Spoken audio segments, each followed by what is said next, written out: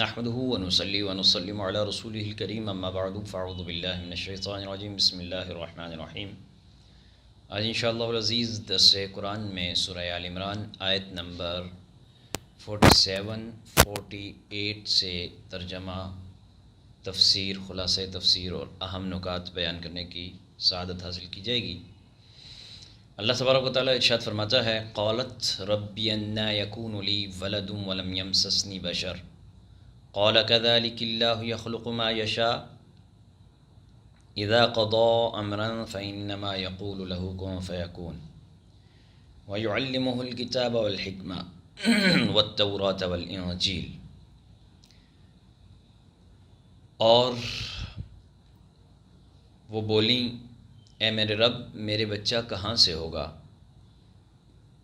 مجھے تو کسی شخص نے ہاتھ نہ لگایا۔ فرمایا، اللہ یوں ہی پیدا کرتا ہے جو چاہے، جب کسی کام کا حکم فرمائے تو اس سے یہی کہتا ہے کہ ہو جا تو فوراً ہو جاتا ہے، اور اللہ اسے سکھائے گا کتاب اور حکمت اور توریت اور انجیل۔ اگلی آیت مقدسہ ورسولاً الی بنی اسرائیل، اور رسول ہوگا بنی اسرائیل کی طرف۔ یہاں تک اس کا تفسیری خلاصہ سنتے ہیں، اس کے بعد آگے انشاءاللہ پیش کریں گے کہ حضرت مریم نے جب فرزند کی بشارت اور ان کے اوصاف سنے تو ان کو تعجب، اور اس تعجب کی نوعیت دریافت کرنے کے لیے بولیں کہ اے میرے مولا، میرے بچہ کیوں کر ہوگا؟ مجھے تو مرد نے ہاتھ بھی نہیں لگایا، یا اے میرے مولا، ابھی تو مجھے مرد نے چھوا نہیں، فرزند کہاں سے ہوگا؟ ایسے ہی یا نکاح سے؟ اگر نکاح سے تو نکاح کس سے ہوگا؟ جواب ملا کہ مریم، تمہارے فرزند ایسے ہی بغیر نکاح اور بغیر شوہر کے ہوگا۔ اللہ تعالیٰ جسے چاہے یا جیسے چاہے پیدا کرے۔ اس کی شان تو یہ ہے کہ جب کسی چیز کی پیدائش کا ارادہ فرما لیتا ہے تو نہ مادہ کی ضرورت، نہ اسباب اور نہ اوزار کی حاجات، نہ مشقت اور محنت کی ضرورت، بس وہ صرف کن فرما دیتا ہے کہ ہو جا تو ہو جاتی ہے وہ بات۔ اس نے تمہیں بے موسم پھل دیے، مٹی کے ڈیلوں سے جو چوہے، گلے سڑے بالوں سے سانپ، اور گلے ہوئے باقلا سے مکھی، سر کے میل سے، یہ ساری چیزیں جب وہ بناتا ہے، چارپائی کے میل سے جب اس نے دوسری چیزیں بنائیں تو نہ تو وہاں پر کوئی ایسی چیز تھی کہ جس سے بندہ جب وہ چیز پیدا ہوتی، یعنی جیسے نطفے سے کوئی چیز پیدا ہوتی ہے، وہاں تو نہ نطفہ ہے، نہ نر ہے، نہ مادہ ہے، تو کیا اس چیز پر قادر نہیں کہ تمہیں بغیر شوہر فرزند بخشے؟ اے مریم، اور تعجب کی بات سنو کہ رب تعالیٰ تمہارے فرزند کو بغیر استاد، علم، تحریر علم، اسرار علم عطا فرمائے گا، اور توریت اور انجیل کا انہیں پورا عالم بنائے گا، یا ان کی آخری زندگی میں اعلیٰ کتاب یعنی قرآن اور حدیث کا علم انہیں دے گا، اور اول زندگی میں توریت اور انجیل کا انہیں ماہر کرے گا۔ اس کے سوا وہ سارے بنی اسرائیل کے آخری پیغمبر ہوں گے۔ جو خیال ہے کہ حضرت مریم کی فرشتوں سے یہ گفتگو 13 سالہ کی عمر میں ہوئی۔ اس گفتگو کے بعد حضرت جبرائیل علیہ السلام نے ان کے مبارک گریبان میں پھونک ماری، آپ فوراً حاملہ ہو گئیں، مگر بدنامی کے خوف سے آپ نے اپنے حمل کو چھپایا۔ سب سے پہلے یوسف نجار کو، جو ان کا ماموزاد بھائی تھا اور بیت المقدس کی خدمت کرتا تھا، اس کو پتہ چلا، وہ آپ کے تقوی اور آپ کے زہد کا بڑا معتقد تھا، یہ معلوم کر کے حیران رہ گیا کہ حمل کو دیکھ کر اس کے دماغ میں برے خیالات آنے لگے، مگر آپ کے تقوی کو دیکھ کر وہ تہمت لگانے کی جرت نہ کر سکا۔ ایک دن حضرت مریم سے بولا کہ مریم، بغیر تخم کھیتی ہو سکتی ہے؟ آپ نے فرمایا ہاں، پہلی کھیتی بغیر تخم ہی کے ہوئی نا۔ اچھا، پھر بولا کہ کیا بغیر بارش درخت اگ سکتا ہے؟ آپ نے فرمایا ہاں۔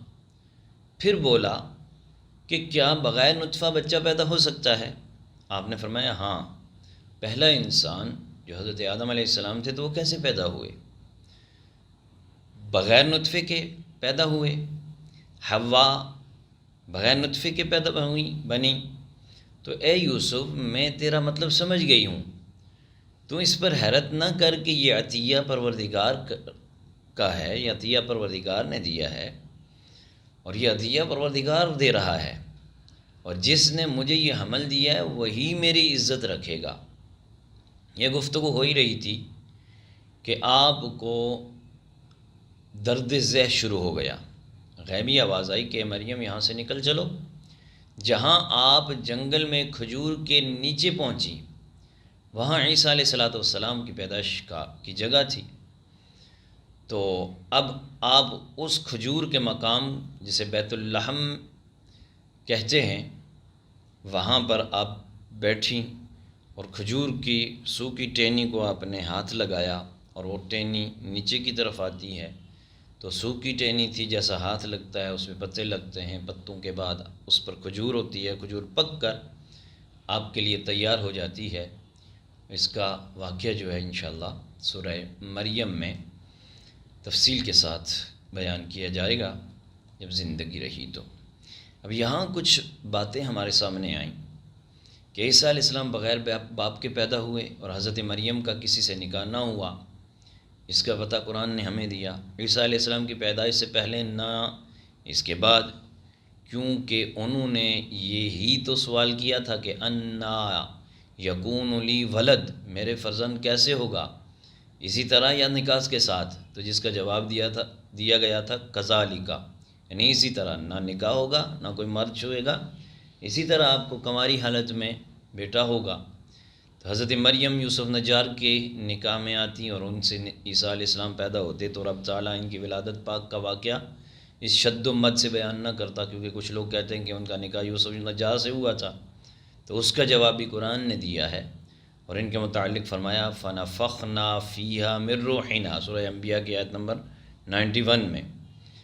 تو پھر دوسری بات یہاں پر کہ عیسیٰ علیہ السلام کو علم کتاب دیا گیا، جیسا کہ الکتاب کی تفسیر میں موجود ہے۔ تیسرا یہاں یہ بات ہمیں پتہ چلی کہ ہمارے حضور صلی اللہ علیہ وسلم کو بھی کتابت کا علم دیا گیا، کیونکہ حضور تو کمالات انبیاء کے جامع ہیں، اور رب تبارک و تعالیٰ بھی فرماتا ہے نا فَبِهُدَاهُ مُقْتَدِي، سورہ انعام میں۔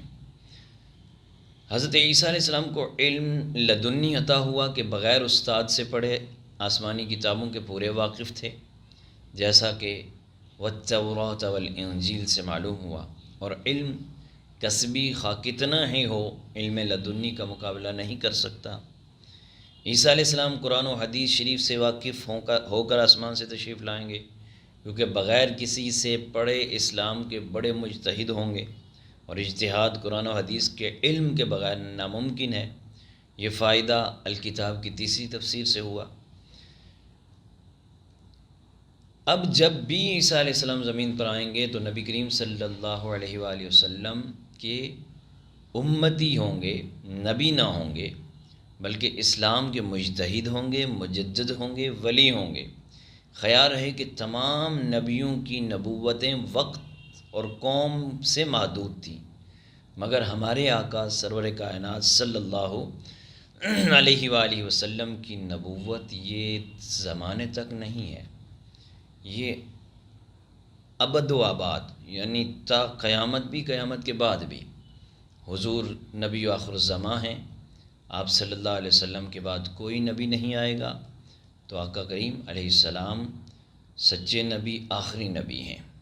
وہ کسی قوم کے لیے یا کسی زمانے کے لیے نہیں، بلکہ وما ارسلناک الا کافۃ للناس بشیرا ونذیرا، آپ کافۃ للناس ہیں۔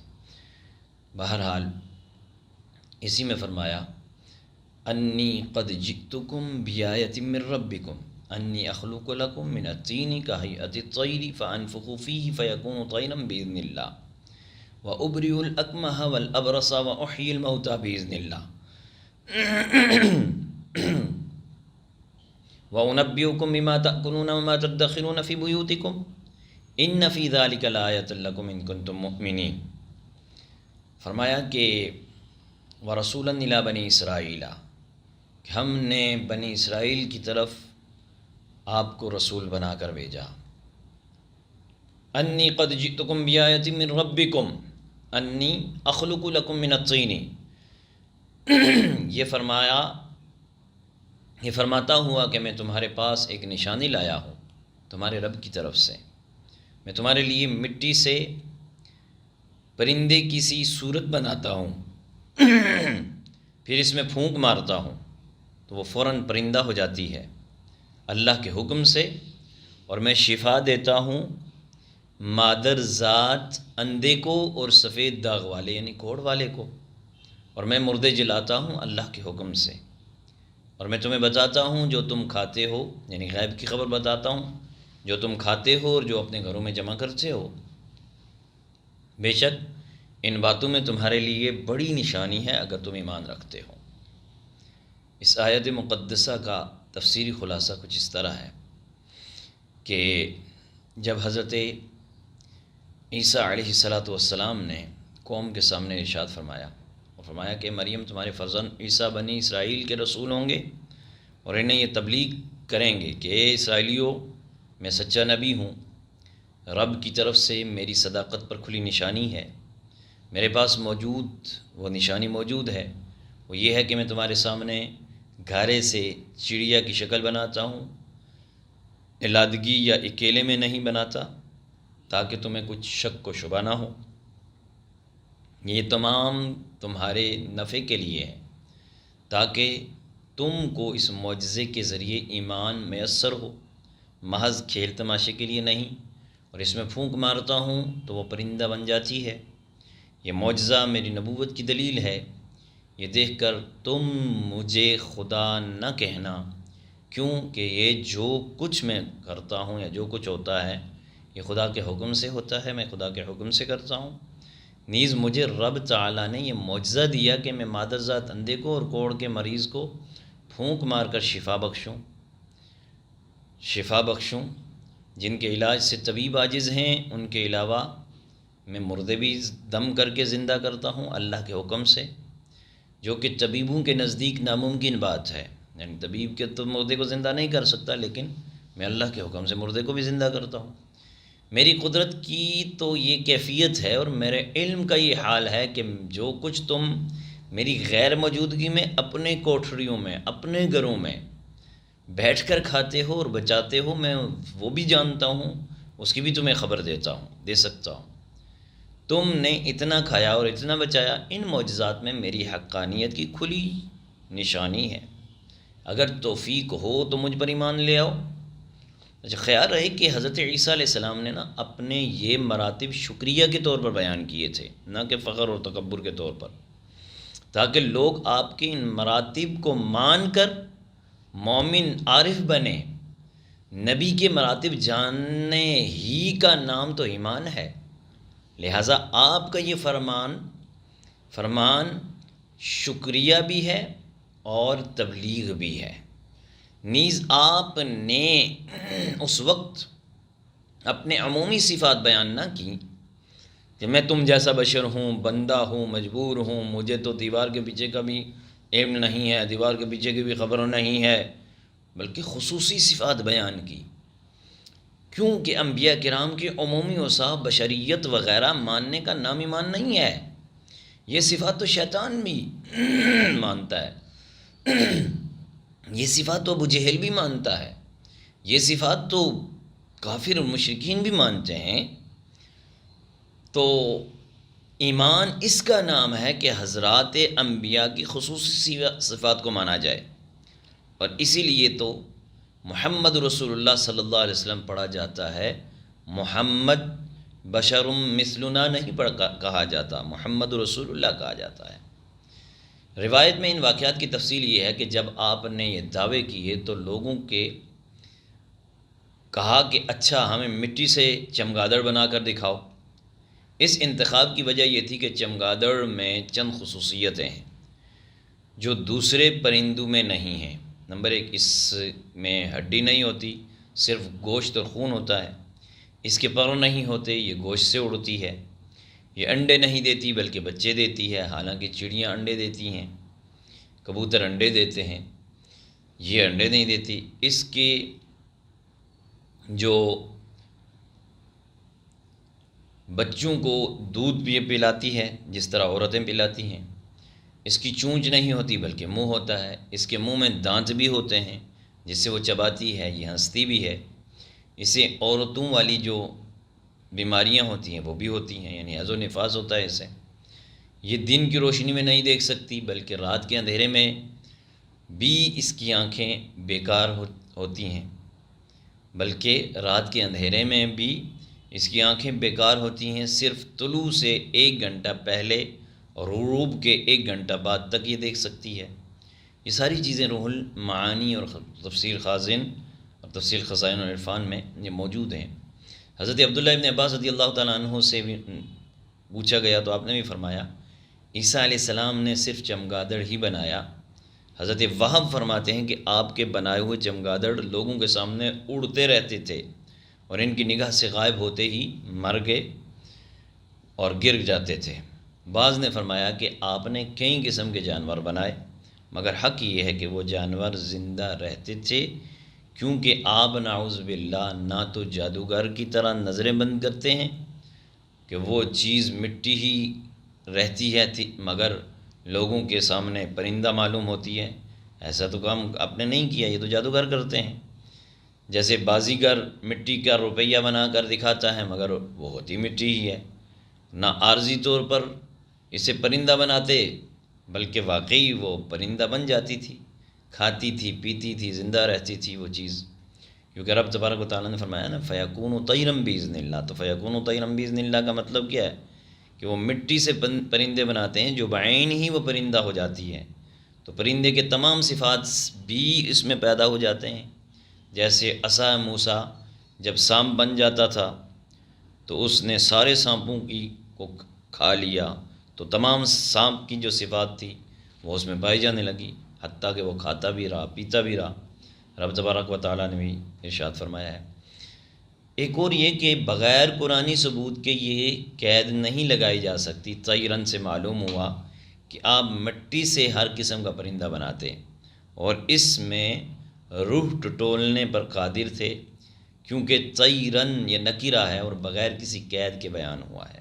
حضرت وہب رضی اللہ تعالیٰ عنہ فرماتے ہیں کہ آپ کے پاس ایک دن میں 50 ہزار مریض جمع ہو جاتے، جنہیں آپ دم کر کے اچھا کر دیتے۔ جو چل سکتا تھا تو وہ خود حاضر ہوتا، اور جو چل نہ سکتا تو حضرت عیسیٰ علیہ السلام خود اس کے پاس جا کر اس کو دم کرتے اور اس طرح وہ درست ہو جاتا۔ اسی طرح عیسیٰ علیہ السلام نے 4 مردے زندہ کیے تھے۔ ایک آزر جو آپ کا دوست تھا، ایک بڑھیا کا بیٹا، اور ایک محرر چنگی اس کی بیٹی کو آپ نے زندہ کیا، اور ایک حضرت سام نوح علیہ السلام کے بیٹے جو تقریباً 4600 برس پہلے وفات پا چکے تھے۔ حضرت سام کے سوا باقی 3 تو بہت روز تک زندہ بھی رہے، انہوں نے شادیاں بھی کی، ان کے یہاں اولادیں بھی ہوئیں۔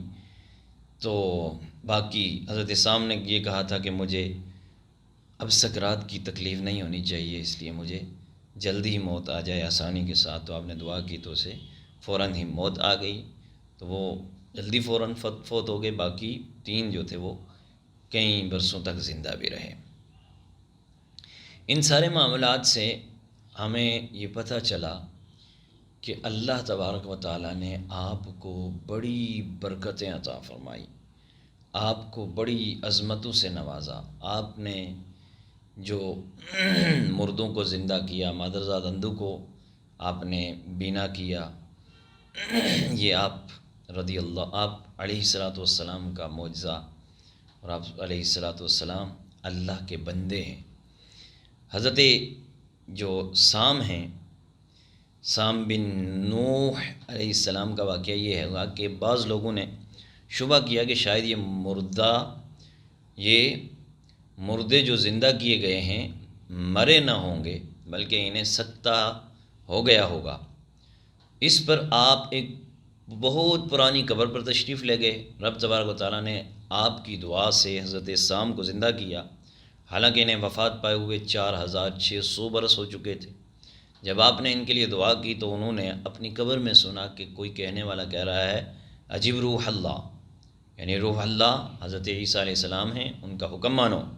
یہ سنتے ہی وہ خوف زدہ ہو کر اٹھ کھڑے ہوئے اور سمجھے کہ شاید قیامت آ چکی ہے، تو اس دہشت سے ان کا آدھا سر کے بال سفید ہو چکے تھے، سفید ہو گئے۔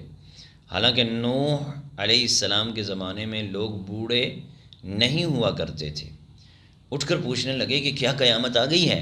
حضرت عیسیٰ علیہ السلام نے فرمایا نہیں، بلکہ میں تمہیں اس میں اعظم سے زندہ کیا ہے۔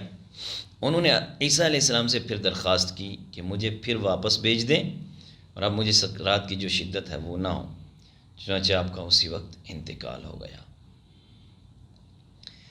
نیز آپ لوگوں کو بتاتے ہیں کہ تم نے کل کیا کھایا اور آج کیا کھایا یا کیا کھاؤ گے، اور اگلے وقت کے لیے تم کیا کھانا تیار کر کے رکھو گے، کیونکہ آپ کی نگاہ نزدیک ہو دور ہو، کھلی چھپی، اندھیرے اجالے، پس پردہ سب چیزوں کو دیکھتی تھی، کوئی چیز آپ کے لیے حجاب نہ تھی۔ اس واقعے میں آپ کے چند معجزے ظاہر ہوتے ہیں، نیز دور سے آپ کی آنکھ کا دیکھنا، بیک وقت سب پر نظر کرنا یا سب کو دیکھنا، سب پر نظر کہ کون کیا کھا رہا ہے، کون کیا بچا رہا ہے، پس پردہ اور اندھیرے میں نگاہ کا کام کرنا، دل کے ارادوں پر مطلع ہونا۔ چنانچہ آپ کے پاس بچے بہت جمع ہو رہتے، آپ انہیں بتاتے کہ تمہارے گھر فلاں فلاں چیز تیار ہوئی ہے، اور اللہ تبارک و تعالیٰ تمہارے گھر والوں نے تمہارے لیے فلاں فلاں چیز اٹھا کر رکھی ہے۔ بچے گھر جاتے تو رو کر گھر والوں سے وہ چیزیں مانگتے، وہ پوچھتے کہ تمہیں کس نے بتایا ہے؟ بچے کہتے کہ ہمیں تو عیسیٰ علیہ السلام نے بتایا ہے۔ آخر ان لوگوں نے مشورہ کیا کہ اگر ہمارے بچے عیسیٰ علیہ السلام کے ساتھ رہتے ہیں تو بگڑ جائیں گے اور ان پر ایمان لے آئیں گے۔ چنانچہ ان سب نے ان بچوں کو ایک گھر میں بند کر کے رکھ دیا۔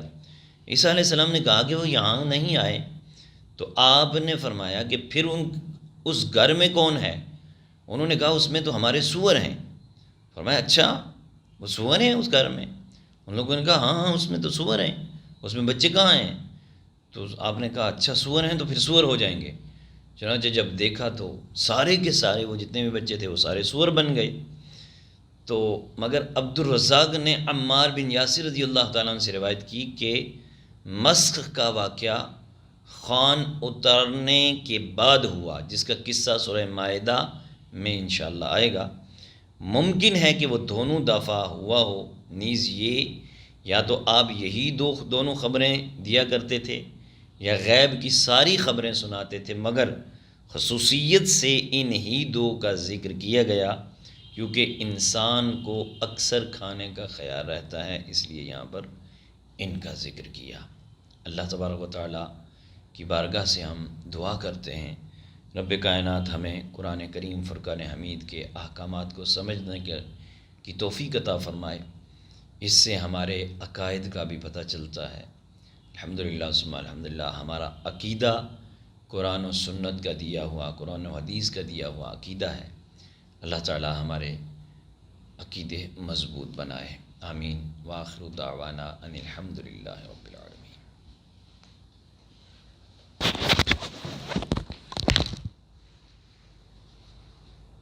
اللہ اللہ اللہ اللہ اللہ اللہ